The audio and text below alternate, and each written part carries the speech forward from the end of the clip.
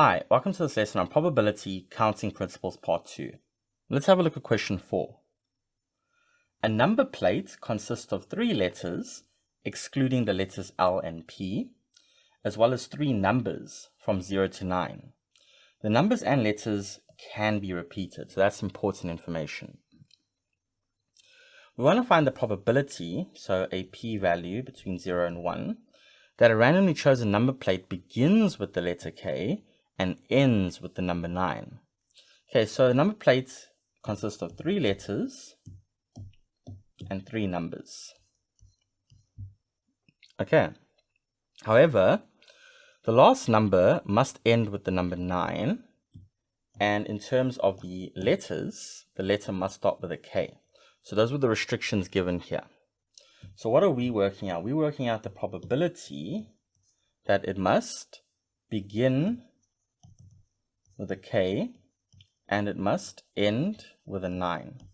So that's going to equal to the number of ways that can happen. So begin with a K and end with a 9, and then divide that by the total number of ways that we can arrange this.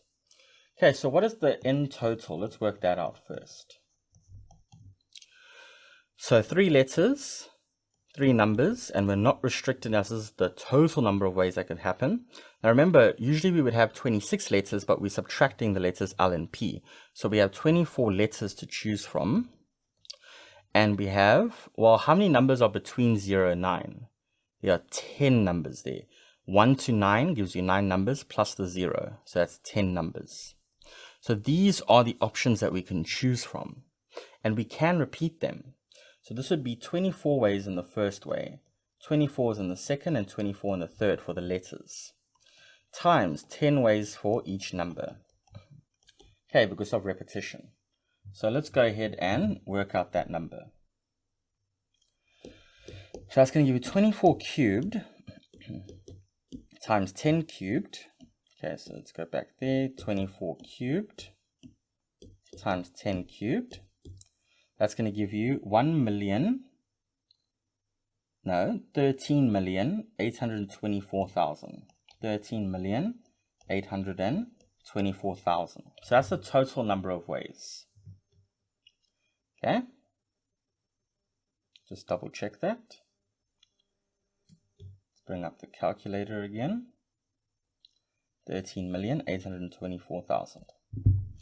Now, we are interested in working out the number of ways that it can begin and end with a K. So we know there's only one way it can happen with a K, just once. Okay, so there are still 24 letters we can choose from because we can repeat the letter K again because letters can be repeated, and 24 for the last letter. And then for the numbers, there are 10 numbers we can choose from here and here, but only one way that we can choose a 9. So therefore it's 1 times 24 times 24 times 10 times 10 times 1 by the fundamental counting principle. So let's go ahead and calculate what that's going to be. So it's essentially 24 times 24, so 24 squared times 10 squared. That gives you 57,600. Okay, very small number because of the restrictions. So this probability is equal to 57,600 divided by 13,824,000. So let's go ahead and work out that value. So 57,600 divided by 13,824,000. And we get 1 in 240. So 2 decimal places. So, well, if we do 3 decimal places, it's going to be 0.004. Okay. Okay, so that's a very, very tiny chance of that number plate being discovered. Okay, so it'll be a very unique number plate if it begins with K and ends with 9. Next, we want to calculate the probability, so again, a p-value between 1 and 0, that a randomly chosen number plate has exactly 1 R in it. Okay, so we don't know where that R is, but there's exactly 1 R. So let's think about it. 3 letters, 3 numbers. We aren't given any restriction on the numbers, so there's still 10 numbers each here we can choose from. Okay, but exactly 1 R in it. So the R could be in the first position, the second position, or the third position. Okay, so there are 3 factorial ways. Okay, that the R can go in. Okay, because it's well, not 3 factorial ways, just 3 ways. Okay, because there's only 3 different options. It could either go here, or it could go here, or it could go here. All right. Now, if the first R goes here, how many letters do we have to choose from? Okay, now, although there are still 24 letters to choose from, we've chosen the R and we cannot repeat the R. So there are 23 letters here. And the same logic goes here. There are 23 letters that could go there. Because again, we cannot repeat the R. Remember, we have 24 letters to choose from. Right? But R is one of them that we're choosing from. So we're subtracting R. So there's 23 letters left. Because we cannot repeat that R. But we can repeat those other 23 numbers. So essentially there's 3 ways the R could be in the first, second, or third position. Then 23 ways each for the rest of the letters. And then 10 ways for the numbers. So by the fundamental counting principle, this is 3 times 23 squared times 10 cubed. Okay. So let's go ahead and bring up the calculator and check how many ways that is. So 3 times 23 squared times 10 cubed. That gives us 1,587,000. Okay, so that's the total number of ways of that happening. So therefore, the probability of that happening, P, is going to be that 1,587,000 divided by the total number of ways, which was this big number here. 13,824,000. Okay, so let's work that out. So we're going to divide that number, 13,824,000. Okay, and I get 0.11 to 2 decimal places. Okay, a bit of a better chance now. Okay, because now the restriction here was just that there just needs to be exactly 1 R, whereas in the other restriction there was 2 restrictions. It had to begin with K and end with 9. Lastly, what is the probability that a randomly chosen number plate contains at least 1 4? Okay, so the word at least in mathematics means it could be exactly 1 4, it could be 2 4s, or in this case 3 4s, because there's 3 numbers to choose from. Okay, so let's see what this probability would look like. Well, first of all, for the letters, there's still going to be 24 options for each of them now. Okay, because we are subtracting letters L and P. And then for the probability that the plate contains at least 1 4, well, we could have 1 4 happening. So let's say the 4 could be in this first position, right? Or could be in the second position or the third position. So there are 3 ways that we could have a 4. Okay, and of those 3 ways, if we pick one of them as a 4, then the other 2 need to be the other numbers. So what I'm going to do is I'm going to consider the case by case basis. So what do I mean by that? So first of all, let's consider when it's just 1 4. Okay, so just 1 4. Because 1 4 is still at least 1 4. So it could be, if you agree, in any of the 3 positions. So there are 3 ways to have 1 4. Okay, so let's say it's in this position, okay, without loss of generality. It could be in the second or third position, that's or the first and second position, because that's why we say there's 3 different ways. Then what are the other numbers that can happen?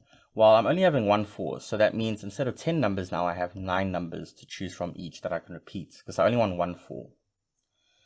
Then I'll look at the case where there are 2 4s. Okay, so again, no restriction on the letters.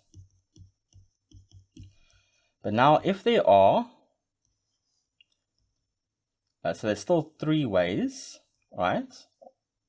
Well, not 3 ways, let's actually work it out now. So let's erase that.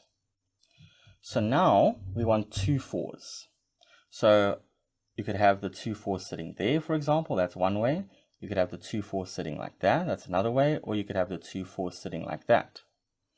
Okay, so those are all the possibilities if you have 2 4s. It could be in the first 2 ways, it could be in these 2 ways, or it could be those 2 ways there. Okay, because every other variation will just be one of those. So there's still 3 ways we can do this. Okay, so therefore 1 ways each of choosing those 4s. And then because we've chosen 2 4s already, we don't want to repeat 4s, there are still 9 numbers to choose from. Okay, so when we have 3 4s, well, that can only happen one way. We still have 24 letters to choose from. However, this must each be 4 now, the number. So there's only one way of that happening for each time. Okay, so there's one way and then 9 ways. Okay, so now we just need to add up all these possibilities, because it could be 1 4, 2 4s, or 3 4s. So when we have the word or, we are adding. Okay, so it's going to be whatever that number is, whatever that number is, and whatever that number is, we add them together. So let's work each one out on our calculator. Okay, so for the first one, there are 24 cubed ways times. Okay, then we said there were 3 ways to choose the 1 4, and then the rest of the other 2 numbers, there were 9 options we could choose from. So that's going to be 3,359,232. 3,359,000. Let's just see what the last 3 numbers were. 232. Okay, and then for the second one, we said, again, the 3 letters each have 24 ways, but now there has to be 3 ways again for those 4 positionings, where we can put the 4. Okay, and then just times 1 9. Okay, so let's bring up our calculator again. So that calculation is going to look like this. 24 cubed times, there are 3 ways we can arrange those 2 4s. And then in the last digit number, there are still 9 ways we can choose from. That's going to be 373,248. 373,248. And in the last way, while there's only one way we can have 3 4s, it's just one way. So therefore, the last one is just 24 cubed. That's going to give you 13,824. Okay, and then we add these numbers together, and that will be the total number of ways that we can have a chosen number plate containing at least 1 4. I'm going to add that number to 373,248 plus 3,359,232. That gives you 3,746,304. 3,746,304. Okay, so that's the total number of ways. But remember, we are working out the probability. So we need to divide that number by the total number of options. And the total number of options was this big number here, 13,824,000. So the probability is that number there that we worked out, divided by 13,824,000. Okay, so let's divide that and see what we get. Divided by 13,824,000, and we get 271,000, so 0.271. Okay, quite a nice number. Approximately 27% of the time. Okay, well, 27% is the probability that if you choose a number plate from random, it'll contain at least 1 4. Okay, which is a bit ironic. So there's more of a quarter chance of getting the number 4 in your number plate. Okay, that's how we would do this type of question. I'll see you in the next one.